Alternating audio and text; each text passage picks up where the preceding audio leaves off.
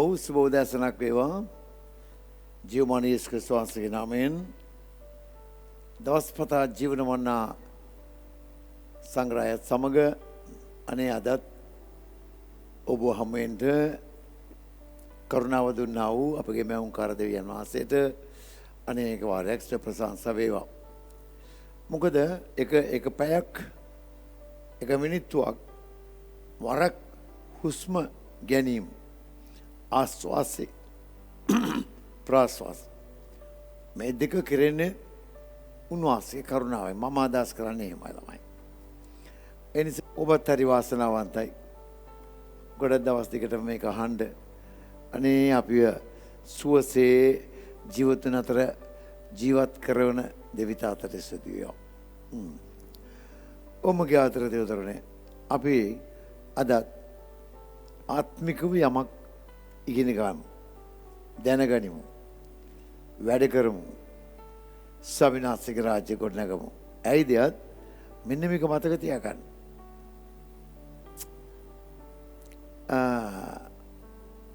අද මගේ ආත්මයට දැනෙනවා බොහෝ දෙනෙක් ඔබ මේක සමන් දෙනවා මේ වෙලාවේ.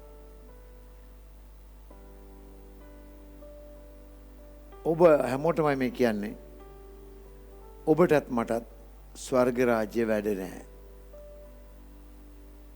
මොන වැඩක්වත් නැහැ. අපි දේවදූතයෝගේ ස්වරූපය අරගෙන ස්වාමීන් වහන්සේට ප්‍රශංසා කරන සේනාවල ස්වාමීන් වහන්සේ සුද්ධය කියලා ඒ ප්‍රශංසා ගී ගායනා කරගෙන ස්වර්ග රාජ්‍යයේ නිකන් ඉඳයි තියෙන. තේරෙනවද? මොකුත් වැඩක් ලියලත් නැහැ කියලත් නැහැ. අනේ වෙනුවට ගිනිවිලේ ඉන්න අය සහෝදර සහෝදරියන් ඒ ආත්මවලට රෑ දවල් බණේ බයිබලේ කියනවා රෑ දවල් නොනිවෙන ගින්නෙන් නොදැවෙන කඳක් හැටියට ඒගොල්ලෝ පිච්චි දැවෙන්න යනවා. නමුත් දෙවිතාත්ත ළඟට ගිය කට්ටියට වැඩ නැහැ. ගායනා ප්‍රශංසා පියාණන් වහන්සේගේ අභිමුඛයේ ප්‍රීතිය උන්වහන්සේ පේනවා. උන්වහන්සේගේ මූණ බලාගෙන සේනාපති ස්වාමීන් වහන්සේ ශුද්ධය මේකම තමයි හැම වෙලේම පැය 24ක ඉඳලා. ඒ නිසා මගේ ආදර දේවදරුවනේ මම එවන පුංචි අදහසක් කියන කැමති මොනවද දන්නවද? ඒ වැඩ නැති හින්දා මේ ඉන්දියන්නේ බොහොම තව ටික දවසයි ටික කාලේ කොහොමත් 70 80යිනේ උන්වහන්සේගේ නියමය පරිදි මේ වැඩ නැති හින්දා මේ වැඩ තියෙන හින්දා කරුණා කරලා මගේ දෙවියන් වහන්සේගේ දරුවන් ආත්මිකයන් මේ පොළවේ උන්වහන්සේ වෙනුවෙන් උපරිම වැඩ කරන්න. මාන්සි රෙස්ට් ගන්න එපා. එහෙම කොහොමද? අනේ මන් දන්නේ මා තරහ වෙන්න එපා. මගේ අදහසක් මං කියන්නේ. මේක මේ බයිබලේ ලියලා නැහැ. සමහර අය අල්ලගන්නේ මේ පැත්තෙන්. එහෙම කොහොමද කියන්නේ මේ බලන්න මේ වචන මෙහෙම ඒ වචනේ එහෙම ලියලා තිනවා. එහෙම රෙස් ගන්නද වැඩ කරන්න පුළුවන් කියලා. මම නම් දන්නේ. මම දැන් මගේ ඔෆිෂියල් නිවාඩු අරගෙන අවුරුදු 3ක් නැත්නම් 4ක් විතර ඇති. මගේ වාහන තියෙනවා, දරුමල්ලෝ ඉන්නවා, ඉතින් පොඩි පැටව මුණුපුරු පැටව ඉන්නවා. ඒගොල්ලෝ දාගෙන ඔය දවස් 10ක් විතර පොඩි විනෝද චාරිකාවක් ගිහින් අවුරුදු 4ක් විතර එනවා. දැන් මේ කොරෝනා ඇවිල්ලා දැන් පොඩි දවසයිනේ. ඊට ඉස්සෙල්ලත් මං ගියේ මොකද මේ දිව්‍යන් වහන්සේගේ රාජ්‍ය වගකීම වගේ හදවතට දුන්න බරත් ඒ වගේම මට ස්වර්ග රාජ්‍ය කිසිම වැඩක් කරන්න නැහැ. මං නිකන් ගිහිල්ලා ඉන්නවා. ඒ නිසා මම මෙහි මට ලැබිලා තියෙන කාලේ උපරිම වැඩ ගන්න ඕනේ කියලා මම වැඩ කරනවා. ඒ නිසා ගොඩාක් දේවදරුවෝ ආත්මික දරුවන් සේවකයන් සහාය සේවකවරුන් සහකාර දේවගැතිතුමන්ලා සභාවේ ප්‍රධාන පූජකතුමාලා හුඟක් අය මේ රෙස් කරනවා. පොඩි ගමනක් ගිහලා આવොත් තරහ වෙන්න එපා මේව කියනවට. මම මේ අවුරුදු 36ක්ම non stop වැඩ කරලා කවුරුත් දන්නවා රාජේන්ද්‍රම් දේවගතිතුමා ගාව. මම ඇසිස්ටන්ට් හැටියට අවුරුදු 14ක් වැඩ කරා. අහන්න දෙයක් නෑ. එතුමා ගැන මේ ලංකාවේ දන්නේ නැති කෙනෙක් නෑ. ඒ තරමට උන්වහන්සේගේ එතුමාගේ වැඩ හරිම කඩිසරයි වේගවත් සැරයි. අවුරුදු 14ක් උන්වහන්සේ වැඩ කරලා ඊට පස්සේ එළියට ඇවිල්ලා සේවය පටන් ගත්තා. අද මේ අවුරුදු 19ක කාලයක්ම මගේ වැඩේ රෙස්ට් ගන්න නැතුව තාම වැඩ කර යනවා. රයිට්. ඒ ගැන මම දෙවියන් වහන්සේට ස්තුති කරනවා. මිස ආඩම්බර වෙන්නේ නැහැ. ඒ නිසා තරහ වෙන්න එපා. මෙහෙම රෙස්ට් නැතුව වැඩ කරන්න කියලා මා ලෝක වගේ උපදෙස් නෑ. සමහර දේවල් මේ බයිබලේ තියෙනවා. ඕකේ. So සමහර පොඩි වැඩකට ගියොත් රෙස්ට් එකක් ගන්න. දැම්බ. So මොටර් බයික් එකේ ගමන ගිහලාවත් ඒ රෙස්ට්. ඊට පස්සේ මේ මොකක් හරි මේ විසිටින් එක පොඩි විසිටින් එකක් ළඟ ගිහිල්ලා දෙන්නේ තුන් දෙනෙකුට යාඥා කරම් so rest දැන් බෑ. දැන් මේ රෙස්ට් එක ගැන විවේකී ගැන ගොඩාක් අය හිතට ගන්නවා වැඩි. නමුත් ස්වාමීන් වහන්සේ දෙස බලා සිටිනෝ තමන්ගේ සවිය අලුත් කරගන්නවා කියලා තමයි තියෙන්නේ. එහෙම රෙස්ට් දාන්න ක්ලාන්ත වෙන්න වැඩ සිද්ධ වෙන්නේ නැහැ කියන. දැන් අපි බලමු අදත් මේ පොඩි ආදර්ශමත් වචනයක්. මතේ පොතේ 8 වෙනි පරිච්ඡේදය අරගන්න. මතේ 8 14 වෙනි පදේ. දැන් මේ යේසුස් වහන්සේ කොහෙදෝ මේ ඇවිදලා මෙහෙම දේශනා කරලා සුභාරංචි කියලා. දැන් මෙහෙත් මේ අපි දකිනවා 13 වෙනි පදයේත් කොහෙද යේසුස් වහන්සේ 100කට මුලා දැනියා කතා කොට යන්න ඔබ අදාගත ලෙස ඔබ සැමට වේවා කියයි පැයදිම මෙහෙ කරුවා සුවපත් වෙලා. ඉතින් එහෙන් ලෙඩෙක් වේසුව කරලා 100ට මුලා දැනිය කතා.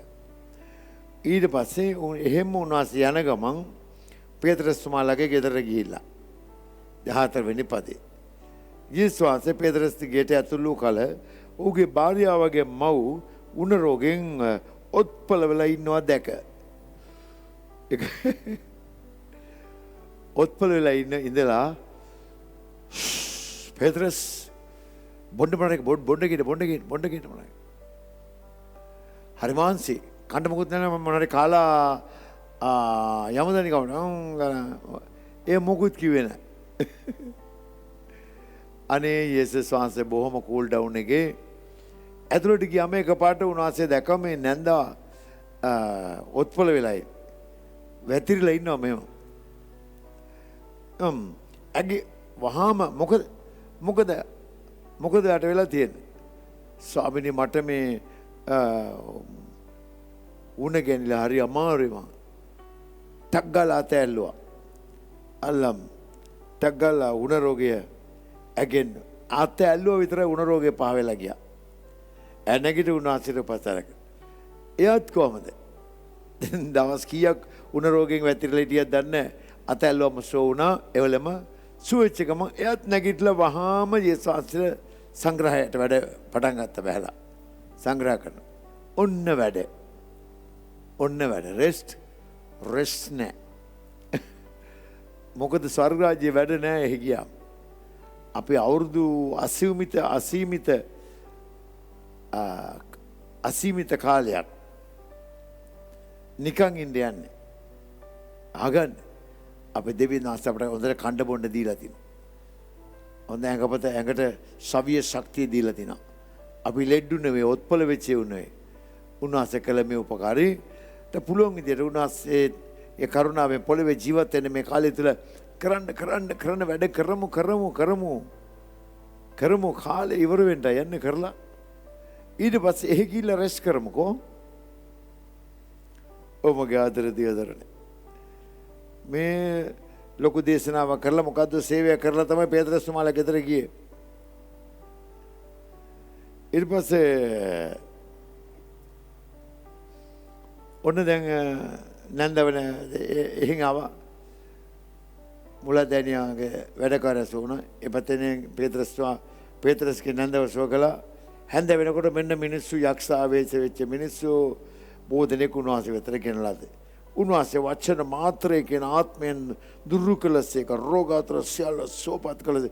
මෙසේ උන්වහන්සේම අපේ දුර්වලකම ගත්සේක අම්මෝ කොච්චර ලස්සනයිද. අපේ රෝග උසලා ගත්සේක අනාගතයක් යසය කරනකොටගෙන කියලා. දරුවනේ කම්මැලි වෙන්න එපා. කඩිසර වෙන්න. ස්වර්ග රාජ්‍ය ගියාම අවුරුදු කල්ප ගානක් වැඩ නැහැ නිකන් ඉන්දියන්. මේ වැඩ කරමු. රෙස්ට් හොයන්න එපා. රෙස්ට් කියලා කියන්න එපා. හෙට මම රෙස්ට් කියන්න එපා. කමකට නැති නිවාඩු ගන්න එපා. කරන වැඩ කරන්න තියෙනවා නම් වැඩ කරන්න. මොන රෙස්ට්ද? මේ ශරීරයේ අවුරුදු මට දැන් අවුරුදු 64යි. දැන් මේ අතපය ඔක්කොම හොඳටම වැඩ කරනවා. ජොයින්ට්ස් ඔක්කොම වැඩ කරනවා. මේ උරස් වලට ඔක්කොටම ජෙල් ග්‍රීස් ඔක්කොම ඔයිල් වැඩ කරනවා. හොඳට අතපය වැඩ. මොන රෙස්ට්ද? මගේ ආදර දේවගති සහෝදරතුමනි, සහෝදරවරුනි, සභා පාලකතුමනි, මේකේ මොනාරි අදහස් ගැටලුවක් තියෙනවා තරහ වෙන්න එපා. මම යෝජනාවක් දාන්නේ. මම රෙස්ට් ගන්නෑ. මැරෙනකම් හුස්ම ටික තියෙනකම් මං දුවනවා මගේ විශ්වාසය වෙන්නේ. මොකද ස්වර්ගේ වැඩ නැහැ. ඒ නිකන් ඉන්න වෙන්නේ. එතකොට ඉතින් උන්වහන්සේට කරන්න පුළුවන් උපරිම දේ කරන්න. හොඳයි. අද අපි යාඥා කරමු. ආදරණීය මගේ යේසුස් තාත්තේ ස්වාමීන් වහන්සේ රෙස්ට් ගත්තේ නැහැ මගේ පියාණන්. වහන්සේට පොඩ්ඩක් මේ මහන්සි ගතිය දැනුණා කියලා තියෙනවා. නමුත් ඒකට කියලා වෙනම දවසක් නිවාඩු දාගෙන කාටවත් එන්න දෙන්න එපා. හෙට මට රෙස්ට් නිවාඩු කියලා කිව්වේ නැහැ ස්වාමීනි. සමහර අය ටෙලිෆෝන් එක පවා ඔෆ් කරලා තියෙනවා. මොකද නිවාඩු කතා කරන්න එපා මං කියලා. ඒවා ගොඩක් දේවල් තියෙනවා. ස්වාමීනි ඔක්කොම වාසේ බලාගෙන ඉන්නවා මගේ පියාණන්. ස්වාමීනි හදවතට කතා කරන්න ස්වාමීනි. ස්වර්ග රාජ්‍යයේ ඉල්ලුවත් වැඩ නැහැ. කොච්චර අවුරුදු ගානක් වැඩ නැහැ. ඉවරයක් නැහැ සදාකාල ජීවනයේ ප්‍රීතිය. ඒට යන්න ඉස්සෙල්ලා මෙහෙම මොනාරි ඔබට මේ දෑතින් කරන්න කරුණාව දෙන්න. අපේ මේක අසන හැමෝටමත් ඔබ වාසේ කතා කරන්න ස්වාමීනි. ඇත්ත තමයි මගේ අංගපතේ හොඳ තියෙද්දි මම මොනවද රෙස්ට් කරන්න? මොකටද මම නිකන් නිවාඩු දාගෙන කාලය ගත කරන්නේ?